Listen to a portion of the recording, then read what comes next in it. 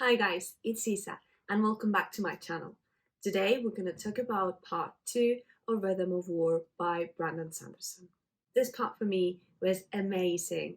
I really loved it. It was very action packed and very emotional.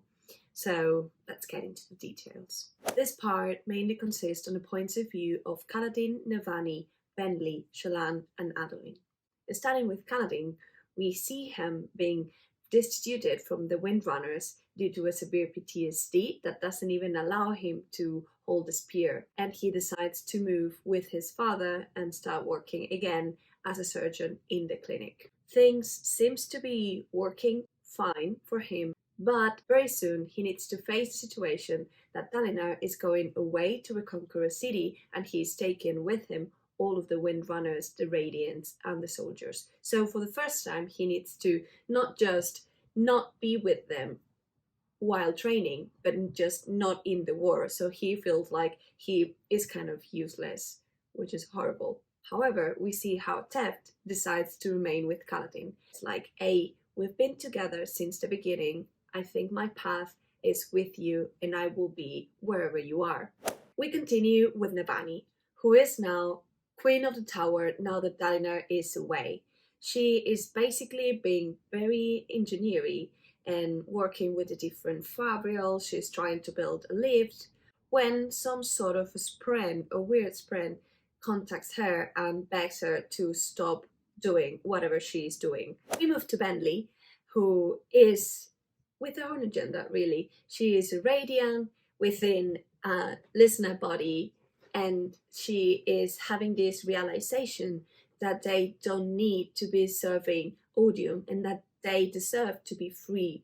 However, that seems a little bit like a long-term goal, so for the moment she's like, okay, I'll continue with the fused, and so she joins Rabaniel, or Lady of Wishes, into this mission of conquering Eurythero, the tower, because it seems that within the tower there's something or something can be done that will help tip the scales towards the Prescendi in the war.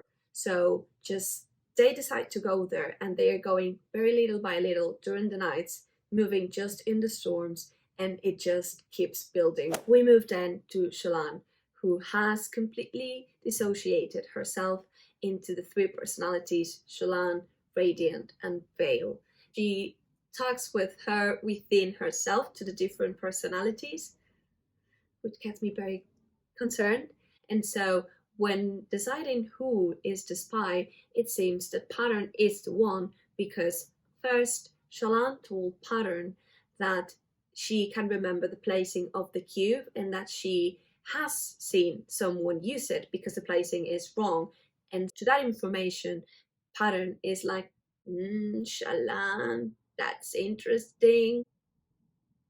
Second, everyone was away when the fingerprint was placed in the cube. Everyone except for Pattern. So, yeah, he is our primary suspect now.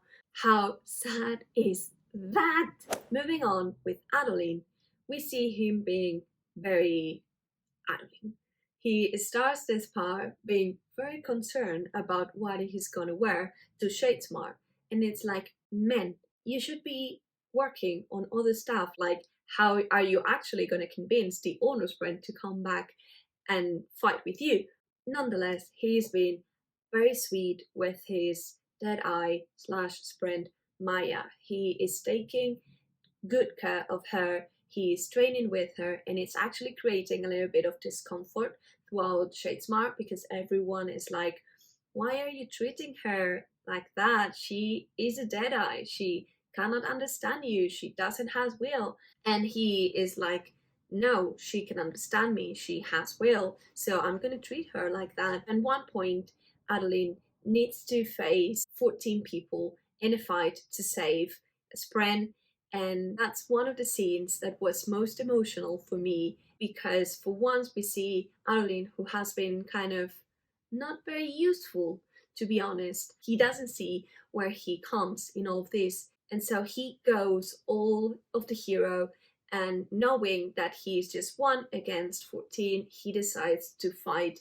Nonetheless, he realizes that even if he loses and he dies, which he is doing, he will stay his ground. He has this mental mantra of, I'm doing my best and I will stand my ground. I will remain.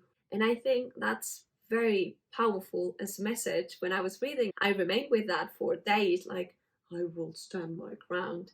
And so between the two, they fight and win, which allows them to keep moving forward to the mission of going to the honor sprint, which is a failure. And they get there and say, like, hey, we're here, we're humans, please go back with us. And they like, you know, we were gonna say no, so no, ciao, bye, see you never. In that moment, Adolin decides to challenge the honor sprint in a rare, insightful moment. Says to them, like, hey, you're treating us humans as all the same, although we are not, and you're treating us for something that some humans did 1,000 years ago. So I think you should judge us again, analyze us again, and then decide for yourself. And you should do this if you have honor.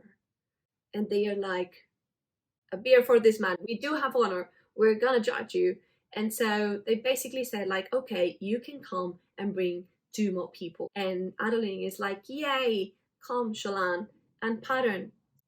And it's like, no, no. So in the next part, I'm sure it's going to be thrilling to see how Adolin and Maya advances. But I'm really concerned on what's going to happen between Pattern and Shallan. We then move to the Fused, who are approaching Eurythero under the cover of a great storm. And as they are not seen, they actually start taking the tower. And the first thing they do is to infuse it with something that makes the power of all the remaining radiants to just disappear, and they just fall unconscious. So everyone is just like, everyone except Carl. And at some point, it is explained that one needs to be very powerful to just not fall unconscious. So we know that Kaladin is very powerful, although he doesn't really believe that. But at least we know. Or maybe it's still. Either way, now that the radiants are all down, the listeners start taking the tower. The spren within the tower, called the sibling, starts contacting Navani. Very convenient.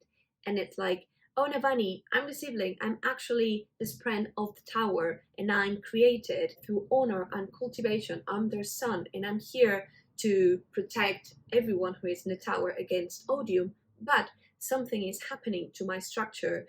The fused one, Rubaniel, the Lady of Wishes, is doing something to me. She is very old, she is very bad, and she knows stuff. So please help me out by doing this, and that. Go to this node, try to protect that.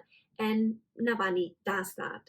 She kind of saves for the moment this invasion, but she needs to destroy the first node of the sibling, and either way, the tower falls. Lady of Wishes, when starts talking with Navani, is like, okay, you need to surrender. All your radiance needs to be placed in one point. You need to surrender all of them. And she is like, no, you cannot take my radiance. And so she's like, okay, no problem. All of them are unconscious at this moment, so I'm just gonna be there, I'm just gonna kill them, and now I'm gonna come back with worse conditions of surrendering. And so then Navani is like, okay, then yes, take them. They start to retrieve all of the radiance, and they approach Kaladin and Tev when Kaladin realizes that although he can escape, they will take Tev, and he can definitely not allow that, so he kind of loses it.